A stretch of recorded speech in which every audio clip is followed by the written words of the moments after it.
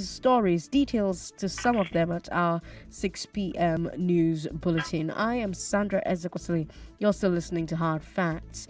And whenever you hear the 5 p.m. news update, you know it's time for the big hard fact. From now until 6, we're diving deep into one issue in Nigeria. And today we're looking at the federal government's closure of Nigeria's land borders, as well as the ban on selling petrol within 20 kilometers of those closed borders. Now, today's big hard fact, according to the National Bureau of Statistics, between August and October, inflation rose from 11.02% to 11.61%. So we're seeing a sharp rise in inflation, which affects the cost of goods in the country. But the government has said that this measure is for the best because it will encourage domestic production to meet domestic demand. The government has also accused neighboring countries of using the Nigerian market as a dump and also of violating ECOWAS rules about goods in transit. As for the ban on petrol sales near the border, the government is blaming that on local smugglers who take petrol out of the country. Petrol in Nigeria is cheaper than in all our neighboring countries due to the fuel subsidy, as it is now called, under recovery. So certain marketers are taking the fuel they buy at a cheap rate from NNPC, who's the sole importer of fuel into Nigeria, and taking it across the border to sell for higher prices in Benin and Niger Republic and Cameroon. So to stop them, the government has banned sales near the border. So today, let's talk about these policies from all sides. We're going to assess their goals. We'll assess the strategy for achieving those goals. And you also have to know that after almost 3 months of the policy, it makes sense to assess whether it has so far been successful or not, and whether there have been unforeseen benefits or problems. And as you hear from the experts, we hope that we give you enough hard facts to form an informed opinion on this particular issue. I'm not alone. I have a former member of the Presidential Advisory Council on the reform of the Customs Service on the show, Lucky Amiwero. Thank you so much for joining us. Thank you. All right, so let me mention that we're streaming this conversation on Facebook, so you can watch YouTube as well. And while you're there, we want to know what you think about the border closure now that we have more information about its effects. We also want to know what you think about the petrol sale ban. Are these good policies? Will they achieve their goals? Is the inflation affecting you yet? Do you know anybody who lives or works in the no-fuel zone? How has their life been affected? Do you live in the no-fuel zone? Do you live in Badagry, for instance? How has this ban affected your life? Mr. Aniwero, could you explain the government's reasons for the border closure? What reasons have they given? Well, I think, thank you very much for having me. I want to commend you. Well, the issue of border closure, it come as a shock, so immediate. But government might have a reason, one reason or the other. It might be a security reason. But one of the reasons, when you look at the border closure actually affects some of the goods that have been paid for that are coming through the border. In that, we have two categories of goods that are supposed to come through the border by the provisions of Section 36, 34, 35, 36 of the Custom and the ECOWAS trade, which actually hints on the ETLS, cargo, and the common external tariffs. And the common external tariffs are third country goods that comes into the land borders, because we have 3 entry points. One is the seaport, the other one is the airport, the other one is the border station. And under the border station, we have the control of restricted goods under Section 18 of the Custom and Excise Management Act, which actually confer that authority to the Minister of Finance. And in this circumstance, we noticed that it was immediate.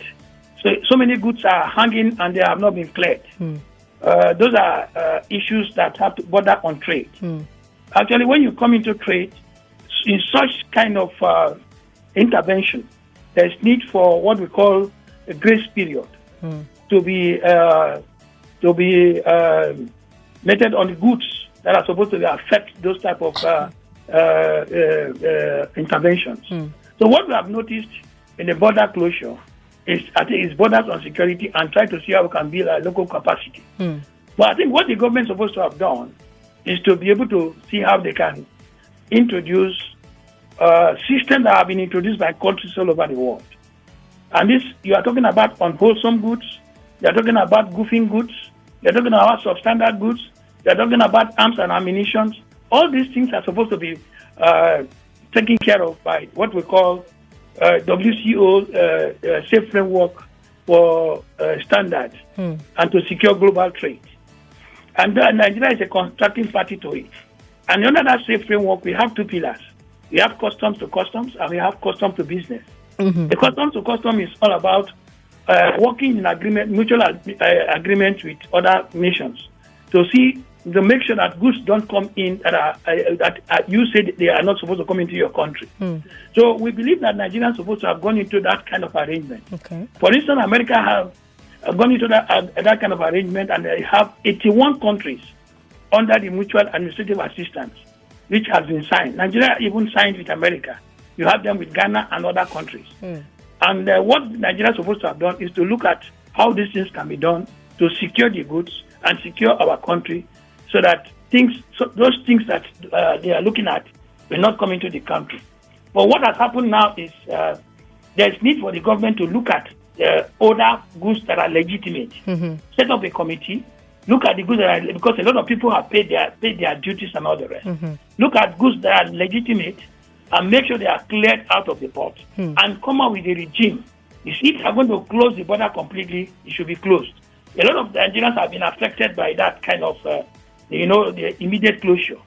So I think these are areas we have written to government too, to make sure that government look at it critically and try to see how a task force is set up to relieve the Nigerian people who actually are legitimate owners of goods, who have paid their duties, so that those people can be allowed to clear their goods out of the port. Now, Mr. Miwero, I have to ask you, are there other ways that the government could punish Benin Republic or send a warning to them instead of closing the borders? Because government listed so many grievances against Benin Republic, who they claim are taking advantage of ECOWAS lower tariffs to flood our markets. Well, the problem is we need to go into common that mutual administrative assistance. All the nations, all within the ECOWAS sub-region, are supposed to be they are supposed to actually come out with that kind of agreement. What you have, America is having that. And that is why American nation is secure. They have 81 countries that have signed that mutual administrative assistance. And you have 4 of them. 4 of these are mutual administrative assistance. That is a convention, and we are contracting parties to them. One of them is the Mutual Administrative International Convention on Mutual Administrative Assistance in Custom Matters. And then you have another one, International Convention on Mutual Administrative Assistance for Prevention, Investigation, and Repression of Custom Offense. Then you have the other one, United Nations Convention Against Transnational Organized Crime, and the Model Bilateral Agreement on Mutual Administrative Assistance in Custom Matters. And these are custom-driven. And when you're looking at the same framework, those are key tools that you use to secure your borders, secure your ports, and secure your country. It's true that is where we look at it. So that is what has happened within America, and many other countries. Other countries have signed this, and they have strengthened the relationship within other countries to make sure that those unwholesome goods and arms and ammunition don't come into their country. So I believe that Nigeria should borrow suit and try to see how this thing can happen. Now, the economists are saying that there's a direct link between the border closure and the rise in inflation. They say food imports especially have been affected, and this is leading to a rise in food prices due to reduced supply. And food inflation tends to trigger inflation in everything else. Do you think the government took this consequence into account when they closed the border? You see, the border was closed basically for rice and some other things. And that is why, when you look at it, you find out that Nigeria still rely on other countries for some foodstuffs. Some banana, plantain, and all those things are within the ECOWAS trade. So, and we have some of the goods too that are hanging around the port, around the border that have not been cleared. So, all these things are things that generate the inflation. The inflation trend, because you have that area is legal entry point for cargo to come in. They are legal entry points. So, if the government want to actually rescind from that system, it's for them to take the proper step and review the whole thing and look at which of the cargoes can come in and which one. Maybe they want to close the border finally. But with what they have done so far, it's going to affect us in the next 20 years. Because when we will come into trade agreement and conventions have been signed, and you just black out from the contractual obligation, it's going to affect the nation. Because people will start to look at a country like Nigeria that you are not serious. If you have signed a convention, there's need for the convention to be respected. Isolated cases can be reported. Looking at Benin Republic and other republics that are offensive, there's need for you to look at them and bring them on the table and see how you can address the issue. Yeah, but Mr. Amiwero, the government closed only the land borders. It's allowing trade from the ports. First of all, I want to know what you think the reason for this difference in policy is. And then let me know if you think it's still a mark of unseriousness if these countries can still send things through our other ports, excluding the land ports. You have specific goods for the land border. Not everybody can go through the ports. I see. For instance, you have all these raw things. You have some of the SMEs are involved in it and bringing in raw foods like pineapple and some other things coming from the border, which is allowed. And some other goods that are third country goods that comes in through the border. Okay. Border is the legal entry points, which is covered under Section 18 of the Customs and Excise Management Act, regulated by the Minister of Finance, which actually have the power to restrict that thing. So if they want to do it, they're supposed to have actually involve other looking at the instruments and see how they can implement it. So when you tie it to everybody shipping to the port, it is not done that way anywhere in the world. You cannot ship to the port everywhere because you have the border stations that are allowed by law that are actually things are done. But we are looking at the security implication. And I think that is where government is looking at. Maybe trying to grow the economy by trying all the cool to see how they can assist the local producers. The local producer. Those are the things I think they are looking at. Okay. Now let's talk about the ban on petrol sales within 20 kilometers of the border. Can such a ban be justified considering how it will affect the hundreds of thousands, if not millions, of innocent Nigerians who live and work near the border? Well, I think, I don't have the security information. They might have got that information. But I know that the people who are living with the border, they are all Nigerians. But if they have more information that is that I don't have, I don't think I have much to say about that. But in the real sense of it, the border stations, all the border stations are Nigerian stations. Everywhere in the world, the border stations are actually Nigerian stations. But government might have a reason for doing that, which is better known to them. Is it legal? Is it legal? It's going to affect a lot of people, the small-scale industry, some of the people who are living around the borders. It's going to affect them. Does the customs service have the right to ban a particular type of commerce that isn't even happening at the border? Well, it's the Minister of Finance that have the power, not the customs service. I see. So, the Minister of Finance. Under the provision of Section 36 of the SEMA is the Minister of Finance. Under the provision of 18 of the Customs and Excise Management is the Minister of Finance. All the provisions is not custom is to implement, not to make policy. Does the that circular is supposed to have come from finance? Okay. Now, yes. What I want to now know is if the Customs and Excise Act give customs the power to interfere with any commercial activity within Nigeria's borders. It is the minister that will do that because under Section 18, the minister that have the powers to restrict the goods. I see. Yes, Section 18 of the SEMA. I see. Because if the minister delegates, the minister and the customs work hand in hand. If they delegate the powers to, but the problem is that those kind of actions are not delegated. The circular must come from finance to really regulate it. Because the policies of government are actually regulated under the Custom and Excise Management Act. And when you look at the border falls under Section 18. Then when you look at the border on the issue of commodities and all the rest, it falls under Section 36 of the SEMA. So the provisions of this law are being regulated by the minister. I see. While the proclamation and directives are actually from the presidency. So I think there might be a kind of synergy in the whole thing to really put the things in order. No, but if you've told us, Mr. Numero, that Customs doesn't have the right, and we all know that it was the Customs Service, not the Finance Ministry, that issued the circular, does this not mean that this order can be contested in court? While the problem, we must know that finance and custom are working hand in hand. Maybe delegated powers have been given to them to do that. Okay. So we're going to have to get in touch with the Ministry of Finance and find out if there was any delegation that happened. The provisions are very clear, yeah. The provisions are very clear. The finance that controls the trade, the export, the import, the export, and the manufacturing is actually confined under the Minister of Finance. I see. Now, the government says closing the border will give room for local producers to raise production and grow into the market. How long do you think it will take for local production to replace what is being stopped at the border right now? I think the government should reorganize the whole border closure.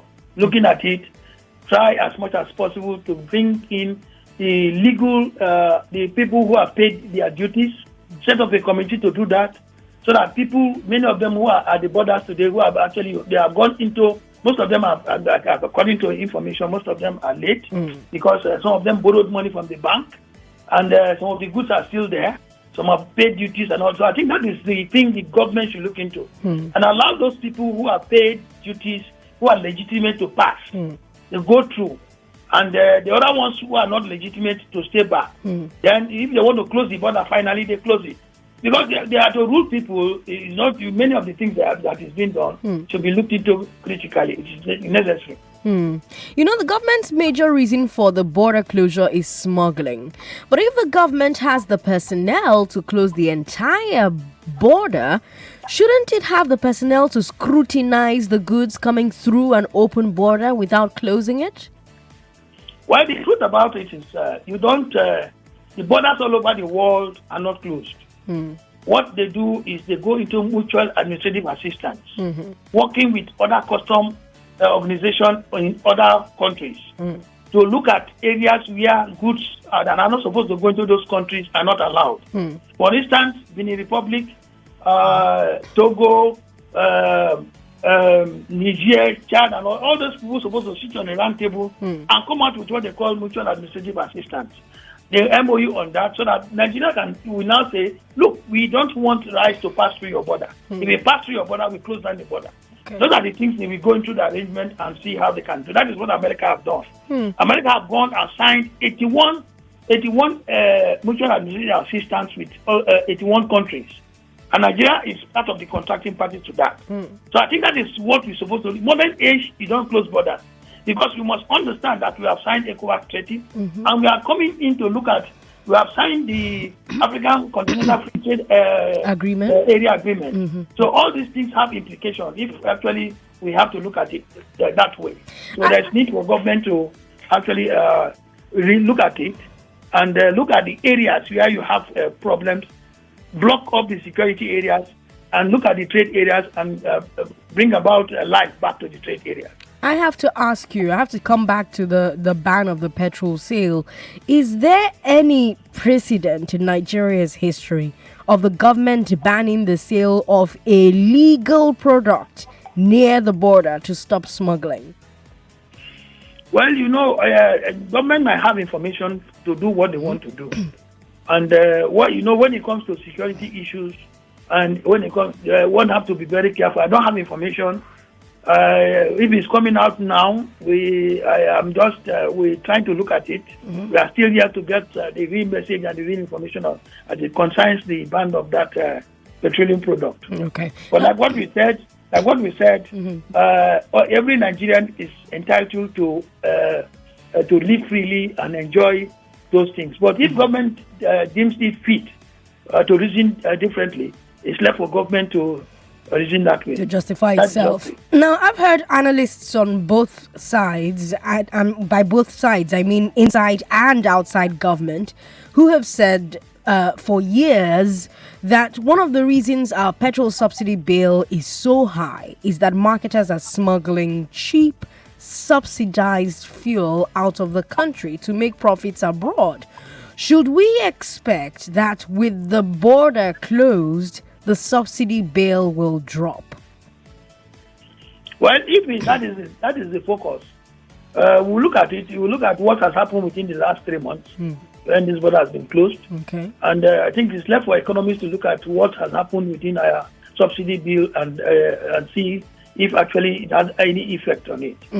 So for me, I believe that government they might have a reason for doing what they are doing, but I think there's need for us to look at it and see that this does not affect people who are Nigerians who are living around the border. Okay, let me take a few calls. I'm sure people have contributions and comments. Call us on 01277 0993, 01277 1993, 01277 2993, and 01277 3993. 01277 0993, 01277 1993, 01277 2993, and 01277 3993. What are your thoughts on this border closure? It's a huge conversation. And what are your thoughts on the petrol sale ban?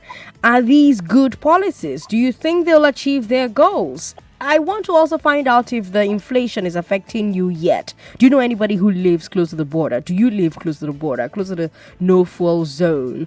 How has your life been affected? Let me talk to Chris in Ogombo. Hello, Chris. Yeah, Sandra, good evening. Good evening. Yeah. Thank you very much for the gentleman you brought into the studio, who is your lead discussion on this. I mean, I think he has cleared a lot of, ambiguities in this banning and closing of the border. Initially, I was thinking that yes, there is a need, a very radical need to protect the local producers of items that can be locally consumed here. But the understanding of collaboration with Nigeria, of course, cannot stand alone as a country. There is need for collaboration with other nations. And then I think the government should be more driven, by the spirit and letter of the rule of law. The overnight action, really cannot help, and it will not go anywhere to revamping the economy, even though the intention of the government sounds good. I think there is need for very clear governance that respect the rule, and both within and outside the country. Once you have entered into a treaty, a convention with the community of nations, I think it is important that we respect ourselves. This idea of some people giving overnight reasons, and the next moment governments went into action and come up with ambiguous, bogus reasons why government has to do that. I think it should be totally unacceptable. We should respect due process. We should really, come up to govern the affairs of this country within the spirit and letter of the law. This kind of action is totally unacceptable. And Nigerians, we are very quick to believe that government is sincere. If it is about protection of local industries, if it's about getting Nigerians to look inwardly and produce what, even the United States, UK, developed countries, they do not have 90% of capacity to produce what their people consume. So the government people should stop deceiving the government. This kind of idea is totally unacceptable. Okay, let me see if Jeremiah in Amuodofin agrees with Chris. Jeremiah, hello. Yeah, I do partially understand Chris and the man that spoke earlier. But I tell you, put the things on the scale. Okay. We have very written, laid out policies or agreement between our borders and us, Nigeria. Okay. There is the ETLS. There is an understanding in the ETLS. Okay. But know that these countries, especially Nigeria and Benin, they operate two different tariffs. Benin Republic operates open general license. Even if I am producing tomato, bring in tomato, let it fight with the tomato that is in the market or that we produce in Benin Republic. While Nigeria says, look, we have restrictions. We operate Brussels tariff nomenclature. It says, look, we don't want tomato because we want our own here to go. We don't want fabric because I want our fabric to do well. Now, if you compare these two, they are taking a lot from us. It's like a transit camp where they just transit their goods there and push them to Nigeria. It is wrong. And by the ETLS regulations, it says that whatever you import should not be exported. Whatever we import into Nigeria should not be exported to any other country. It is prohibited from going out. While they just make their country a transit to Nigeria. And if one thinks that it just happened yesterday and the customs just went with that brute force and say, okay, don't move, stop. No. Nobody operates like that. And let this other man also know that the chairman of the Board of Customs is the Minister of Finance. So whatever is concluded at the board meeting, it is the enforcement branch, which is the Nigerian Customs, that goes to enforce those policies that are generated in the board. Okay. So it is not like customs. I mean, nobody receives customs and you get it right. All right, Jeremiah. So all these things, all these things are things that beclouds the operational pattern. Okay, thank you for calling us. Our last call is from Chris, and then Mr. Mimora, I'm going to like that you respond to the points that Jeremiah raised. Chris, hello. Good evening, Sandra. Good evening to you. So you live at Badagry? Yes, Badagry. Okay. How has things been going with the ban of petrol sale? It's terrible. No trade, no business around this side. Okay. Things are at a standstill. You know, can you speak up? It's difficult to hear you. Yeah, you know, I live at the border area. Okay. Then, of course, we know that there are legitimate trade across the borders, just as we also have illegitimate trade across the borders. But since the close of the border, I can tell you that inflation has risen tremendously. But then you look at it again. There is no nation on earth that can produce everything we need. I don't even think there is any nation. Nigeria, even if we close our border for the next 100 years, we can never produce everything we need. We need our neighbors to import those things that we cannot produce in sufficient quantity. Nigeria's population is increasing. We are 200 million now, estimated. In the next 10 years, we'll be talking of about maybe 300 million or thereabouts. So we cannot produce enough. We need our neighbors. But let the trade be legitimate. If this government closes this border for the next 100 years, Nigerians will suffer the most. We are talking of other countries. We are suffering. Nigerians are suffering so much because of the closure of this border. But we don't know.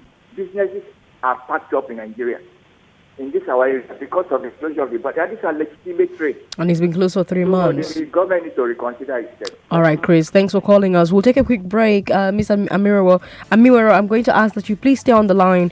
We'll take a quick break, come back, and then you'll share your thoughts about the points that Jeremiah raised. Okay. All right, you're listening to Hard Facts on 99.3 Nigeria Info. I'm Sandra Ezekwesili. Hard Facts will be right back.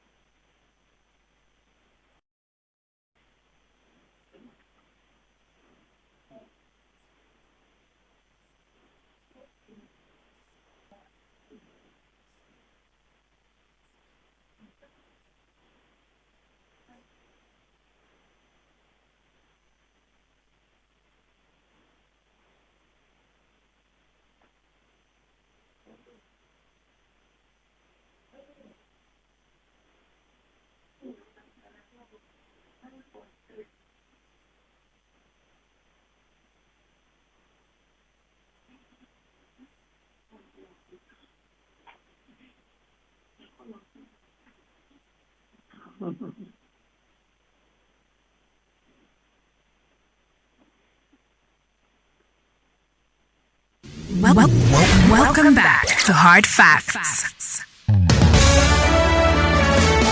It's 22 minutes to 6. Hello, Lagos. Thank you for being here with us. We've got Mr. Lucky Aminwaro on the line. He is a former member of the Presidential Advisory Council on the reform of the Customs Service. And he and I, with you, are having a conversation about the federal government's closure of Nigeria's land borders, as well as the ban on selling petrol within 20 kilometers of the closed borders. Mr. Aminwaro, I did say that you will get a chance to respond to some of the points that were raised by Jeremiah.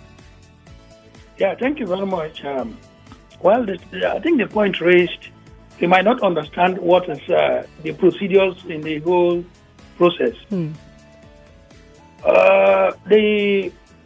are two components of cargo that are moving from the border station. You have the ETLS and you have the common external tariff, which actually there are two. Some of the cargoes are coming from which are legitimate. They are not smuggled. They are third country cargoes. Then you have the ETLS, which must be backed with rule of origin. The ETLS actually must come from the country of where you manufacture it within the West African trade. That is the two. So maybe he's not well when it comes to things like that. Okay. What we are saying in essence is that you have many of these goods that are there, which government is supposed to actually intervene, that are legitimate. Okay. Maybe go in, check them, and move them out. Those ones that are not legitimate can be left there. That is number one. Okay. You don't say, then those things that are not done properly, you go into MOU, under mutual administrative assistance. Okay. That if you don't go into those kind of agreement, no country will be held liable. That's the truth. Okay. And everywhere in the world, that is why that conventions, we have 4 of those conventions. And those conventions are to address issues that have been raised by government when it comes to cross-border trade. When it comes to cross-border, that man will not be an expert. He's just talking from, when we are talking about goods that are there, people imported goods, and most of them are shut out from coming into the country. So we are saying government will look at those goods, set up a task force, so that the government, the task force will go in, look at the people who are legitimate, and so that they can pass through the border. Why they continue their closure? So you have people who are there, who their goods are there, who are not involved in most of all these things that I'm talking about. And those things you are talking about can only be addressed when you have a custom-to-custom arrangement. It's not the government will go into that arrangement for an administrative assistance for this country to address the issue that have to do with those shortfalls you have on wholesome goods, maybe using Nigeria as a dump. That is what is done all over the world. You don't close your borders. You go into mutual administrative assistance. That is why that convention was developed. It was developed by the international community and developed by Customs, World Customs Organization, and the UN body. So you have all these things to address issues that have to do with cross-border trade. And that is just the truth. Okay. And you have 2 legitimate trades there. And if these trades have some issues, it's a shift to look at how those areas can be addressed. Okay. Not just closing the borders completely. All right. Now we have a situation where cheap rice is being smuggled from Benin to Nigeria, while cheap petrol is being smuggled from Nigeria to Benin. How come in both cases it's only the Nigerian government complaining? How come the Benin government isn't complaining about cheap petrol or about its rice being taken to Nigeria? You see, when you look at America went into 81 countries on mutual administrative assistance. Once you go into that, you will now look at the areas. You will say, look, this thing we don't want you to come into your country. We don't want you to come into our country. It's an agreement. It is not an ECOWAS thing. It's a thing that the contracting parties must go into to address it, because the border is a legal entry point, just like the seaport and the airport. And if Nigeria want to close their border, it should be done properly, administratively, and in a more secured way. That is just the truth about it. But instead of closing the border and stopping hundreds of thousands of Nigerians who live near the border from buying petrol, wouldn't it make more sense to end the petrol subsidy so that government saves the entire 1 trillion naira a year or so that it's currently spending on fuel subsidy? Well, let us look at what they are trying to do. I think the government is looking at areas they want to intervene and see how it will assist in reducing the subsidy. So maybe after some time you look at it. But my concern is the goods that are legitimate, that have been held up in the border. Those goods should be, the committee should be set up to look at those and allow the goods that are paid their duties and so that they can move. Those legitimate ones. Those ones are illegitimate. You can push them outside because it's a border thing. They have not crossed into Nigeria, so they're still there. But Nigerians who have paid their duties, some of them have paid their duties, and their goods are still there. They are paying demurrages. Their duties are still on the truck and so on. So those are the issues that the government, the customs, and the finance ministry, the presidency should look into, because they are all Nigerian goods, and they are coming into this country, and it is a legitimate entry point. It's not a smuggle area. It's a complemented area of customs. That's right. You have an area controller there, and you have customs workers all over the place. Okay. And you cannot, in a go, say you want to spread all your customs staff to stop smuggling. What you do is go into mutual administrative assistance, and that is just the best. That is what have been done all over. America have done that, and other countries have done that. Ghana have done that. So I think that the best thing Nigeria to do is to go into that kind of agreement. Here's my final question for you, and then we let you go. Do you think this 20-kilometer ban will stop serious smugglers? Is there anything that stops a smuggler from buying his fuel from, say, 50 or 60 kilometers away and driving it down? No, I think it's going to affect it a little bit. Okay. To affect it, yes. Okay. Okay. So, I think that let us look at it. But like I said, for government, they have their reason for doing that. We pray that at the end of the day, it will achieve its objective. Okay. Lucky Aminwaro, thank you so much for talking to us on Hard Facts. He's a former member of the Presidential Advisory Council on the reform of the Customs Service. Enjoy your evening, sir. Yeah, thank you very much. Okay, so let's bring the conversation over to you. I mean, again, that last question that I was asking Mr. Aminwaro, do you think this 20-kilometer ban will stop serious smugglers? Is there anything that stops a smuggler from buying his fuel from 50 or 60 kilometers away and driving it down? Now, because here's the thing.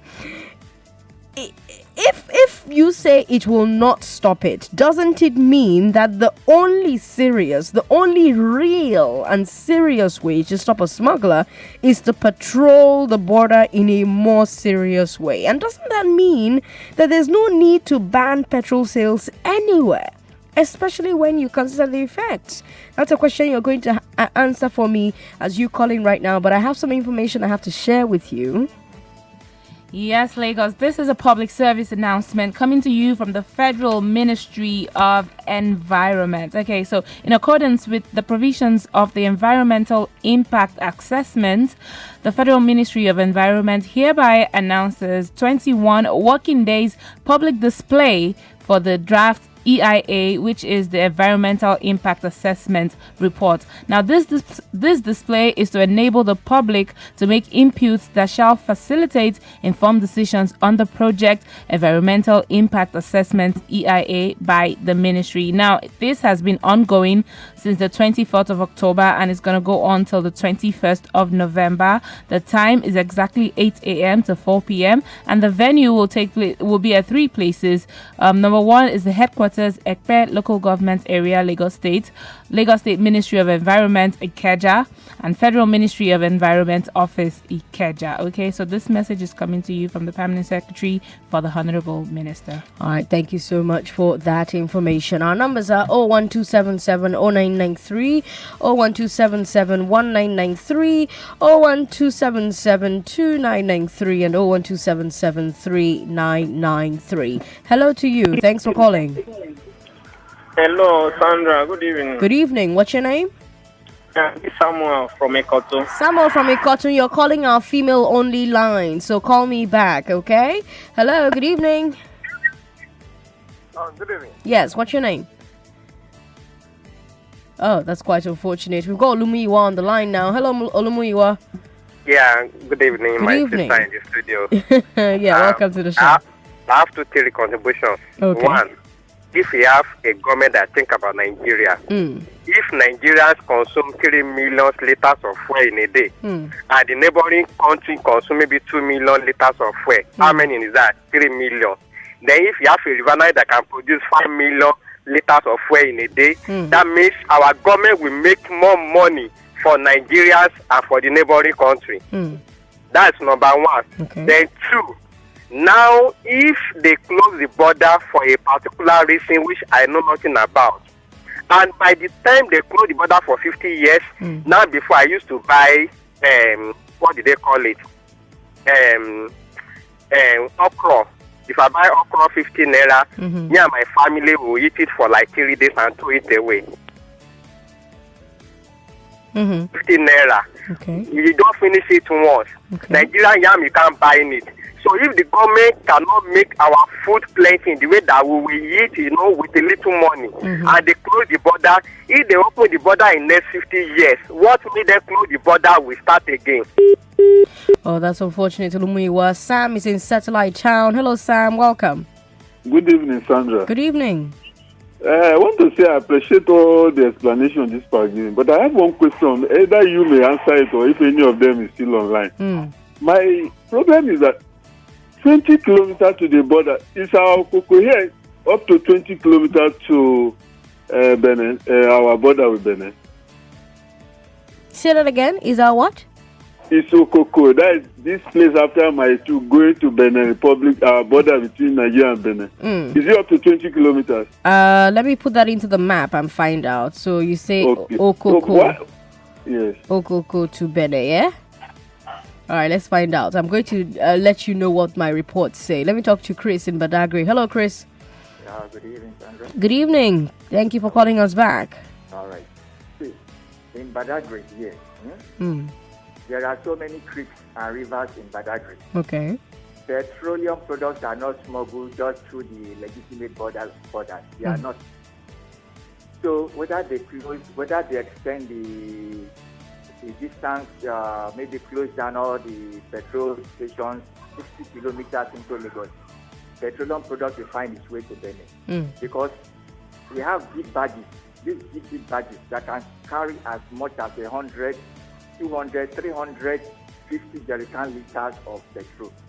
They are smuggled into the badges and they go through the creeks and they find their way into Benin. So if they say, let us extend the distance 60 meters into Lagos, smuggling of petroleum products continue. That is my submission. Okay, thank you for calling and making it on the show. You can also leave us your thoughts via WhatsApp. WhatsApp is 080 959 75805, 080 959 75805, or simply call the studio. Hello. Hello. Yes, thanks for calling. Yes, my name is Doi.